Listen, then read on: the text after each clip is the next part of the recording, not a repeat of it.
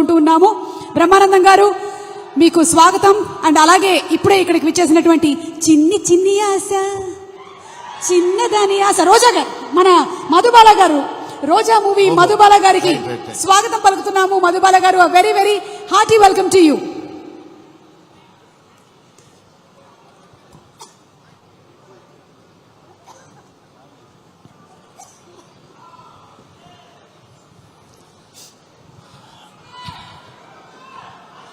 అందరికీ చిన్న పెద్ద తేడా లేకుండా విచ్చేసినటువంటి కన్నప్ప స్వరూపులకి నా హృదయపూర్వకమైన నమస్కారాలు తెలియజేసుకుంటున్నాను.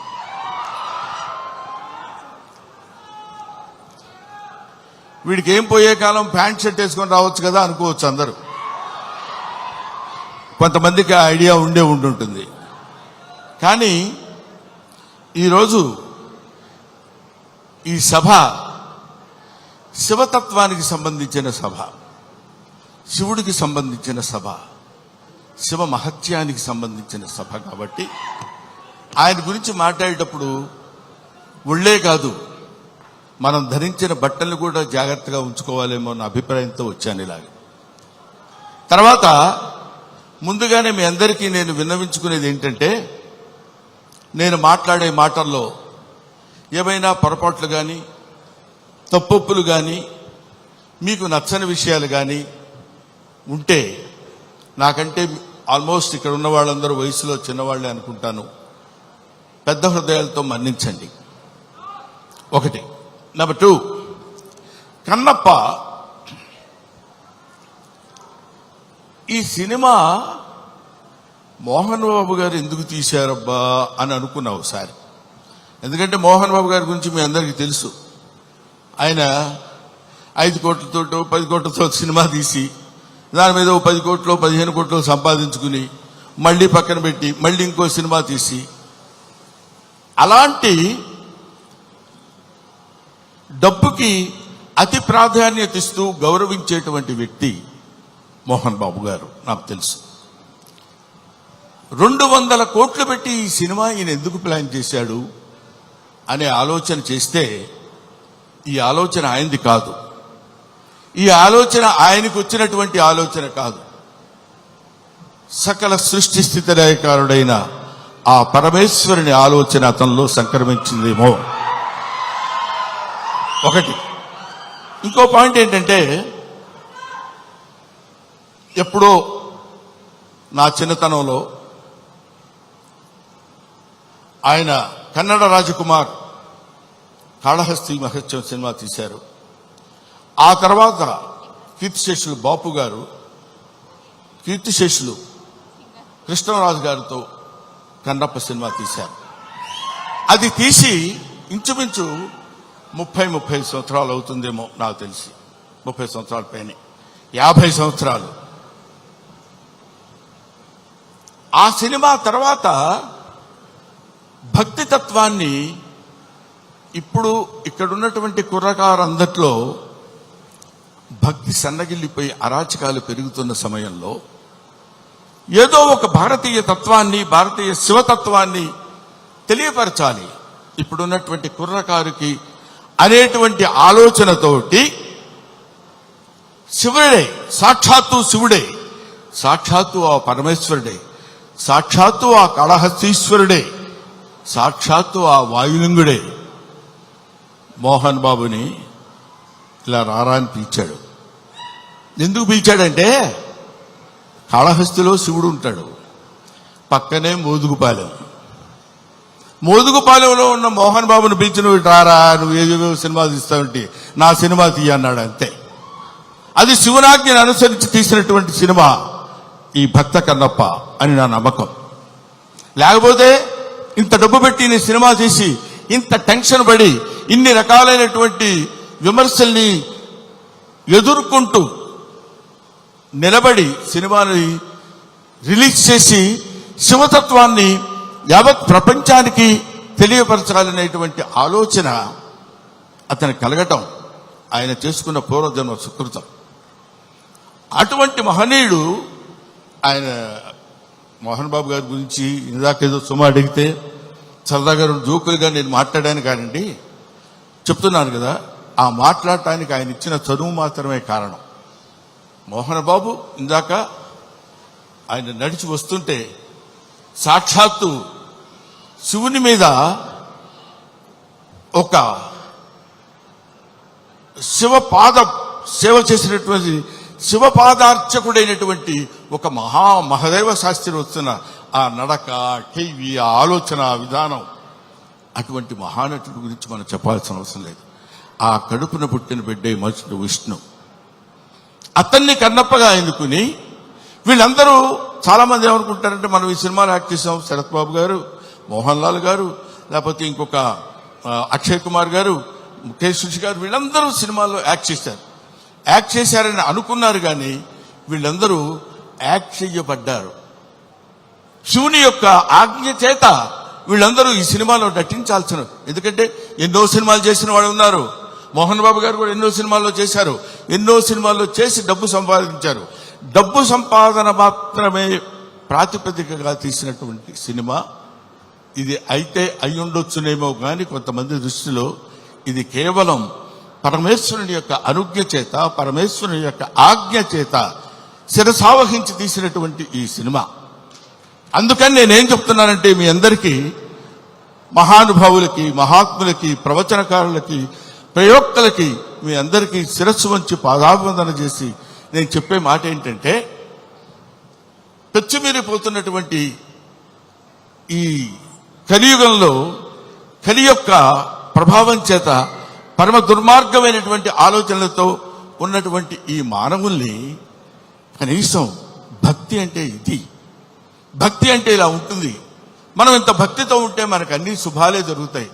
కొంచెం కష్టపెట్టిన ఈ సినిమా తీసిన దగ్గర నుంచి ఇప్పటి వరకు తండ్రి కొడుకులు ఇద్దరు ఎంత మదనపడ్డారో, ఎంత కష్టపడ్డారో సమీపంతో చూసినటువంటి వ్యక్తిగా నేను చెప్తున్న మాట. ఎందుకంటే భగవంతుడు ఊరికనే వచ్చేసి ఇదిగో తీసుకుంటారా అని అందరికీ తల్లి వెళ్ళిపోడు. కాలుస్తాడు, నిప్పుల్లో కాలుస్తాడు, సుత్తి దెబ్బలు కొడతాడు, అవన్నీ భరిస్తుంది. అది ఆయన ఎన్నుకున్న బంగారం. ఆ తర్వాత ఒక అద్భుతమైనటువంటి ఆభరణాలు చేయగలడు కన్నప్ప లాంటి సినిమా తీసి.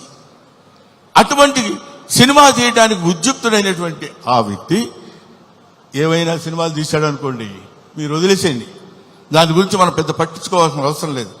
ఆయన విమర్శించండి, వాళ్ళ నటన విమర్శించండి, వాళ్ళని ఇంకేదో విమర్శించండి, తప్పు లేదు.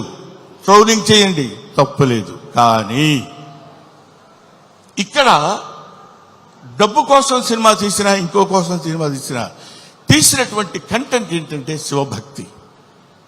30-40 సంవత్సరాల తర్వాత, 50 సంవత్సరాల తర్వాత ఇప్పుడున్నటువంటి కుర్రకారుకి శివతత్వాన్ని, భక్తితత్వాన్ని, దైవత్వాన్ని తెలియపరచడం కోసం తీసిన ఈ సినిమాని మీ అందరికీ చేతులెత్తి శిరసావహించి మీరు నమస్కరించి, వినమ్రతతో నమస్కరించి చెప్పేది ఏంటంటే, ఈ సినిమాని ఆదరించండి, అభిమానించండి, అల్లరి మాత్రం చేయకండి.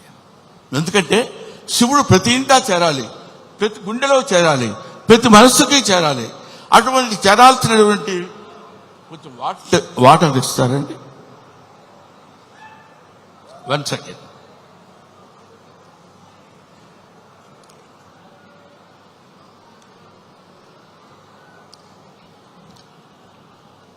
ప్రతివాడి హృదయంలో చేరాలి. ప్రతివాడి హృదయంలో ఉన్నటువంటి అద్భుతమైనటువంటి దీపాన్ని వెలిగించేటువంటి ప్రయత్నం చేశారు. కాబట్టి ఈ సినిమా దిగ్విజయంగా ఉండాలని మనస్ఫూర్తిగా కోరుకుంటున్నాను. పైగా ఈ సినిమా ఎందుకు ఆడాలని నేను కోరుకుంటున్నాను అంటే, ఇది కేవలం మహోన్నతమైనటువంటి భక్తుల గురించి చెప్పేటువంటి సినిమా మాత్రం కాదు. దూర్జటి మహాకవి, శ్రీకాళహస్తిలో ఉన్నటువంటి దూర్జటి మహాకవి ఆయన చెప్పింది ఏంటంటే, రే ఏంటేంటో వేదాలు, పుణ్యాలు, పునస్కారాలు, హోమాలు ఇవన్నీ చేయటం కాదురా. అవన్నీ తెలియని వాళ్ళు కూడా చాలా మంది ఉన్నారు. అవన్నీ తెలియని మనుషులు ఉన్నారు. అవన్నీ తెలియని జంతువులు ఉన్నాయి. అవన్నీ తెలియని పురుగులు, పాములు ఉన్నాయి. అవన్నీ తెలియని క్రిమి కీటకాలు కూడా ఉన్నాయి. వీటన్నిటికీ నేను మోక్షాన్ని ఇవ్వగలను. ఏ వేదంబు పఠించలూత. సాలెపురికి ఏ వేదం చదువుకుంది? భుజగం ఏ శాస్త్రములు చూచాను. పాము ఏ శాస్త్రములు చూచింది? తాను విద్యాభ్యసనం వచ్చే కరి ఏనుగు వెళ్ళిపోయి ఏ అభ్యాసన చేసింది? చెంచు ఏ మంత్రం ఊహించాను? చెంచు ఏ మంత్రం ఊహించాడు? వాడికి ఏం తెలుసు? ఏమీ తెలియదు. బోధావిర్భావ నిదానములు చదువులయ్యా కాదు అని చెప్తున్నాడు. బోధావిర్భావ నిదానములు చదువులయ్యా కావు, నీ పాద సంసేవనాశక్తియే గాక జంతు తతికిన్ శ్రీకాళహస్తీశ్వరా. అది ఆయన చెప్పింది. అటువంటి ఆటవిక మానవుడు యొక్క పాత్రని పోషించేటువంటి మా మంచు విష్ణు ధన్యజీవి, ధన్యజీవి, ధన్యజీవి. ఎందరో మహానుభావులు పోషించేటువంటి పాత్ర. ఇప్పుడు అతని పాత్ర పోషణ ఎలా ఉందో నేను చెప్పడం, ఆర్టిస్టుల పాత్ర పోషణ ఎలా ఉందో నేను చెప్పి ఈ సినిమా మీరు చూడండి, మోహన్ బాబుకు బోల్డెంత డబ్బులు ఇవ్వండి అని చెప్పడానికి మాత్రం నేను ఇక్కడికి రాలేదు. అటువంటి పాత్రలు, అరుదైన పాత్రలు లభించేటువంటి శక్తి కుర్రకారుగా ఉన్నటువంటి ఆ వ్యక్తికి లభించడం ఒక అదృష్టం. పోతే ఈ సినిమాలో చాలా మంది నటించారు. అందరి నటన గురించి ఒక్కొక్కళ్ళ గురించి నేను చెప్పడం కంటే, భక్తి అంటే మనందరం ఏమనుకుంటామంటే, ఆ స్వామి దగ్గరికి వెళ్ళి శనివారం నాడు స్నానం చేసి, అయ్యో శుక్రవారం అండి వాళ్ళు ముట్టుకోను, గురువారం నాన్ వెజిటేరియన్ తిన్నావా, don't bring the God to kitchen level అన్నాడు వివేకానందుడు. భగవంతుడిని కిచెన్ లెవెల్కి తీసుకొస్తారు ఎందుకండి మీరు? అక్కర్లా, మీరు తినండి. కొండల కానలను తిరిగి దుర్జటి రాసిన పద్యం చెప్తున్నా, నేను చెప్పేది కాదు. కొవ్విన పందుల లేళ్ల దుప్పులను చిన్నక్క పెద్దక్క కారు కమ్మగా వండుతురు, నీవిచ్చట ఉండనేలా నా కొడుకు ఆనతీక ఉడుమురికి రాగదవయ్య లింగమా, నువ్వు రా. మా చిన్నక్క పెద్దక్క ఉన్నారు, దుప్పి మాంసం, వేట మాంసం, పంది మాంసం తీసుకొచ్చి పెడతాను నీకు. కొవ్విన పందుల లేళ్ల దుప్పులు అంటే నువ్వు తినేటువంటి ఆహారంలో ఉన్నటువంటి విశిష్టత గురించి నీకు నేను సమర్పిస్తాను. సమర్పణలో ఉన్నటువంటి ఆత్మ సమర్పణలో తనకు కలిగినటువంటి భావాన్ని పాదాల దగ్గర చేసి ఆత్మ నివేదన చేసుకున్నప్పుడు శివుడు అనుగ్రహిస్తాడు. బావా దేవుడే లేడంచు దూషించు దుష్టాత్మడని అన్నాడు కన్నప్ప. అటువంటి వాణ్ణి కూడా మార్చి తన వైపు తిప్పుకుని, ఒరే నన్ను ఆశ్రయించు, నీకెవడు దిక్కులేనప్పుడు నేనున్నాను నీకు. ఎందుకంటే ఇంకా ఆయన గురించి చెప్పాలంటే అద్భుతమైన విషయాలు ఎన్నో చెప్పొచ్చు. అందరూ కాదని కింద పడేస్తే చనిపోయిన శరీరాన్ని నేనున్నాను రా నీకు అని హక్కును చేర్చుకునేటువంటి మహానుభావుడు ఆ పరమేశ్వరుడు శివుడు. ఎవ్వడు వద్దొద్దు అయిపోయాడు తీసి పడేయండి కింద అంటాం మనం, మన ఇంట్లో వాళ్ళనే మనం అంటాం. అటువంటి వాళ్ళని తీసుకు, అందుకనే దాన్ని ఏమంటారంటే అధికుడని అధముడని నరుని దృష్టిలోనే భేదాలు, శివుని దృష్టిలో అంతా సమానులే. కాబట్టి అక్కడ ఇచ్చట అస్పృశ్యత సంచరించుటకు తావే లేదన్నాడు జాషువా. ఇక్కడ అబ్బాయి నేను వీడు ఫలానా క్యాస్ట్ నేను ముట్టుకొని వీడిని ముట్టుకొని అని ఉండదు. ఇటువంటి శివతత్వాన్ని మన వాళ్ళ వరకు, మన 2 రాష్ట్రాల వరకు అని కాకుండా యావత్ భారతదేశంలో ఉన్నటువంటి ఈ ఎవడు శివుడంటే ఇంకా ఎంతసేపు అయినా మాట్లాడతాను. కాకపోతే సుమ లక్కీగా ఇక్కడ లేదు. కాబట్టి ఎందుకంటే మీ అమ్మా నాన్న ఎవరంటే ఫలానా అని చెప్తాం, వాళ్ళ అమ్మా నాన్న ఎవరంటే ఫలానా వాళ్ళని చెప్తాం, వాళ్ళ అమ్మా నాన్న అని చెప్తాం.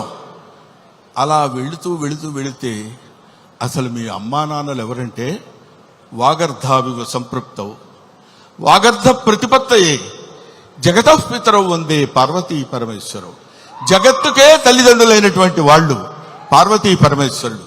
ఆ పార్వతీ పరమేశ్వరుల యొక్క అంశ చేత నానా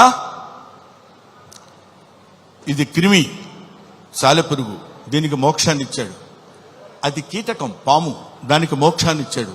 అది జంతువు ఏనుగు, దానికి మోక్షాన్ని ఇచ్చాడు. నాగరికత లేనటువంటి మనిషి, అడవి మనిషి, వాడికి మోక్షాన్ని ఇచ్చిందే కాకుండా శ్రీశైల మహాక్షేత్రంలో తన శిరస్సు మీద పెట్టుకున్నాడు. అదిగో కన్నప్ప గుడి అని మనం చూస్తాం.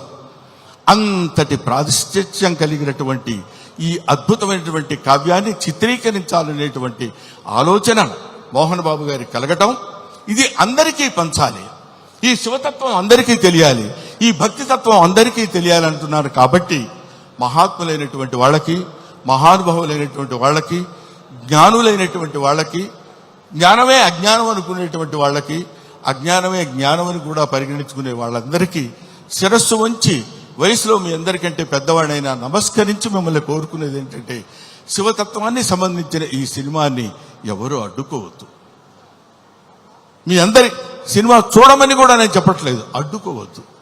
చూసిన తర్వాత ఆహా, ఇందాక ఆ మ్యూజిక్ డైరెక్టర్ ఉన్నాడు, శివుడికి కులమేంటండి? శివుడికి కులమేంటి? క్రిస్టియన్ ఫ్యామిలీ నుంచి వచ్చినటువంటి వ్యక్తి స్టీఫెన్సన్. మ్యూజిక్ డైరెక్టర్ పేరేంటండి? స్టీఫై. ఆయన శివతత్వాన్ని గురించిన సినిమా గురించి అంత అద్భుతమైనటువంటి భక్తి తత్వంలోకి తీసుకెళ్లటం అనేటువంటి ఆలోచన, ఇవన్నీ they're all picked. Sarath Kumar, లేకపోతే ఒక ముఖేష్ ఋషి, ఒక మోహన్ లాల్, వీళ్ళందరినీ, అక్షయ్ కుమార్ లాంటి వాళ్ళని పట్టుకుని వీళ్ళు వీళ్ళు వీళ్ళు ఉండాలని ఆలోచన అతనికి ఎలా కలిగిందంటే, ఇది ఏది మనం చేసింది కాదు, ఈ కన్నప్ప సినిమా అనేటువంటిది ఒక అద్భుతమైనటువంటి, ఒక the greatest adventurous film on the surface of earth. కాబట్టి భూమి మీద ఉన్నటువంటి ప్రతి వాళ్ళు, ముఖ్యంగా కుర్రకారు, భక్తి తత్వాన్ని అంటే ఏంటో తెలియనటువంటి వాళ్ళు.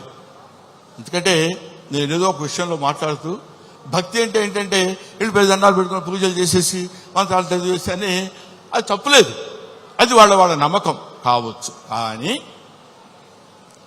మనకి జన్మనిచ్చినటువంటి దేవుణ్ణి నిరంతరం, అదే కన్నప్ప సినిమాలో ఒక పాటలు చూశాను నేను, అన్నం ముద్దలో దేవుడిని చూస్తాడు, సగం నరకబడిన కొయ్యలో దేవుడిని చూస్తాడు, ప్రతి చోట దైవాన్ని దర్శించుకునేటువంటి స్థితిని కల్పించటమే భక్తి.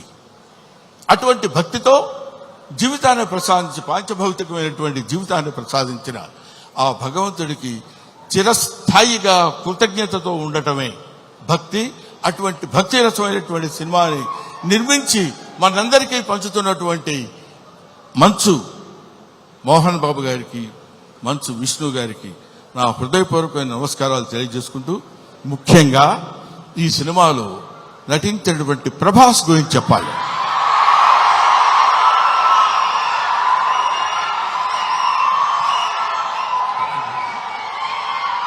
ప్రభాస్ అంటే